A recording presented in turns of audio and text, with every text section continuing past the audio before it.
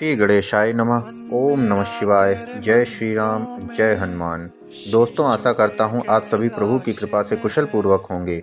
आगे बढ़ते हैं और प्रभु श्री हनुमान जी के कुछ और नाम और उनका अर्थ जानते हैं। लेकिन उससे पहले आप सभी से रिक्वेस्ट है, प्लीज़ सब्सक्राइब करना ना भूलें, जिससे आप पहले के नाम और उनका अर्थ भी जान सकें। चलिए तो सुनते हैं।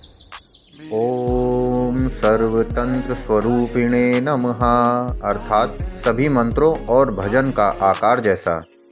ओम सर्वयंत्रात्मिकाय नमः, अर्थात सभी यंत्रों में वास करने वाले। ओम कपीश्वराय नमः, अर्थात वानरों के देवता। ओम महाकायाय नमः, अर्थात विशाल रूप वाले। जय श्री राम, जय हनुमान। धन्यवाद। आप सभी पर प्रभु की कृपा बनी रहे। प्लीज़ सब्सक्राइब, लाइक और शेयर करना ना भूलें।